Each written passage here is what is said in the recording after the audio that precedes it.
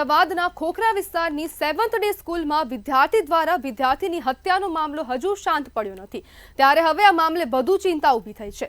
વિદ્યાર્થીની હત્યાની દુઃખદ ઘટનાએ શહેરમાં ઉથલપાથલ મચાવી દીધી છે। આ ઘટનાને પગલે વાલીઓમાં ભયનો માહોલ જોવા મળ્યો છે। 7th ડે સ્કૂલમાં માત્ર 3 દિવસમાં સ્કૂલમાંથી 160 વિદ્યાર્થીના લિવિંગ સર્ટિફિકેટ લેવામાં આવ્યા છે।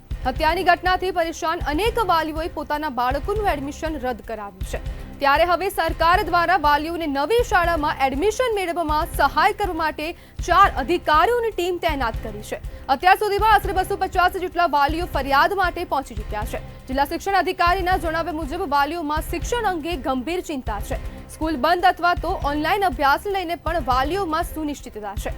જ્યારે ડીઈઓએ જણાવ્યું કે અત્યાર સુધીમાં 160 વિદ્યાર્થીનું અન્ય શાળાઓમાં એડમિશન કન્ફર્મ કરાયું છે। ત્યારે હવે તંત્રની કોશિશ છે કે વિદ્યાર્થીઓનો અભ્યાસ અવરોધિત ન થાય અને વાલીઓને સમાધાન મળે તેની પૂરેપૂરું પ્રયાસ કરવામાં આવી રહ્યો છે।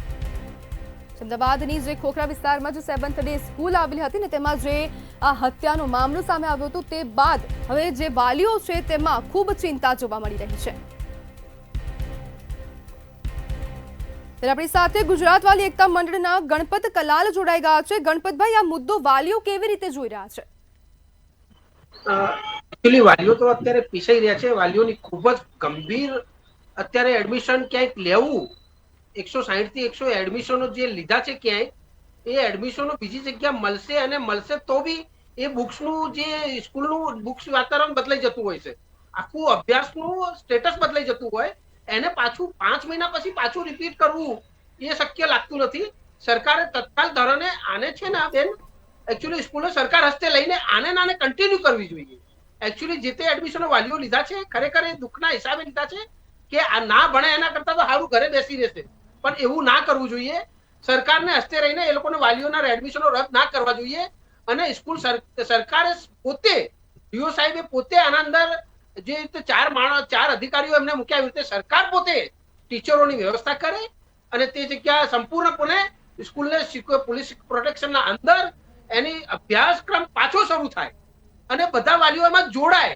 જ્યારે નવું સત્ર થાય, જ્યારે નવું સત્ર 2026-27 નું જ્યારે આવશે ત્યારે જે એડમિશનો રદ કરો તો વાંધો નહીં આવે, પણ અત્યારે આજ વચ્ચે એડમિશનો રદ કરવા તે યોગ્ય નથી।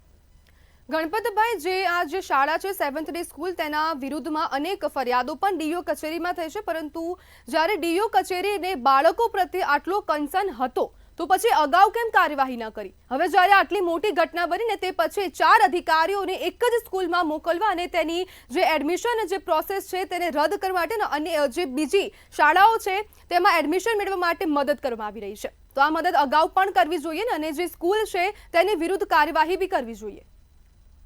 બેન, સાચી વાત છે તમારી। જેવી રીતે આનંદમાં પુલ તૂટેને ઘટના સામે થઈ ત્યારે આ લોકો જાગે, સરકારે એવું લાગી રહ્યું છે। આપણે ઘટનાઓ જ્યારે બનતી હોય, પણ ઘટનાઓ જ્યાં સુધી વાલીઓ પોતે સામે આવીને કહેશે નહીં, જ્યારે ઘટના બને છે ત્યારે કહે છે ને, ત્યારે અમને પણ દુઃખ થાય વાલીઓને કે આવી ઘટનાને અમે કેમ દબાવી રહ્યા છીએ।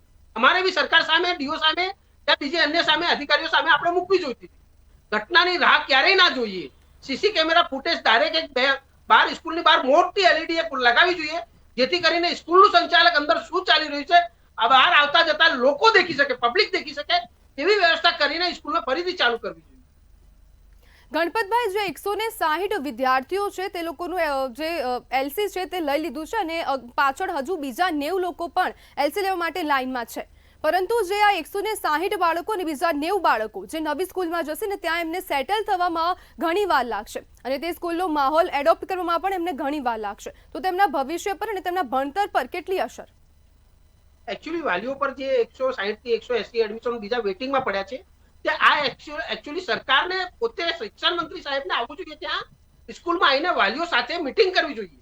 જે લોકો એડમિશનો લીધા કેન્સલ કર્યા છે એ લોકો જોડે મીટિંગ કરવી જોઈએ, બીજા અન્ય વાલીઓ મીટિંગ જોડે તત્કાલ ધોરણે 2-3 મીટિંગો ઊભી કરીને 2 ભાગમાં મીટિંગ કરીને સમજાવવું પડશે, કેમ કે 5 મહિના પછી આપણે બીજા કોઈ અન્ય સ્કૂલમાં જઈશું ના, તેનું વાતાવરણ તો ત્યાં બી શું બનાવવા નહીં બને એની શું ગેરંટી?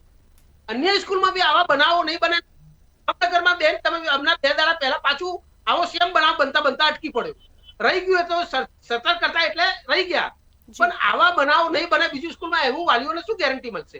એટલે વાલીઓને ગેરંટી સરકાર પોતે આજની તારીખમાં સ્કૂલ સંચાલકોને સાઈડમાં મૂકીને કોર્ટ કેસ ચાલે છે એમને સાઈડમાં આખું ટોટલી તંત્ર સ્કૂલ સંચાલકનું સાઈડમાં મૂકીને સરકાર હસ્તરૂપે કરીને ડીઓ સાહેબે એમને લઈને એ સ્કૂલ તત્કાલ ધોરણે ચાલુ કરી દેવી જોઈએ, જેથી કરીને બીજી અન્ય સ્કૂલના અભ્યાસ મિક્સ ના થાય અને વાલીઓને વિદ્યાર્થીઓને તકલીફો ના પડે. જી જી ગણપતભાઈ, જોડાવા બદલ આપનો આભાર. ઘટનાથી ડરીને ઘણા વાલીઓએ તેમના બાળકોનું એડમિશન રદ કરાવી દીધું છે અને 160 બાળકો છે તેમનું એલસી લઈ લેવામાં આવ્યું છે. વાલીઓને મદદ કરવા માટે 4 અધિકારીઓની ટીમ પણ સ્કૂલ ખાતે તૈનાત કરવામાં આવી છે.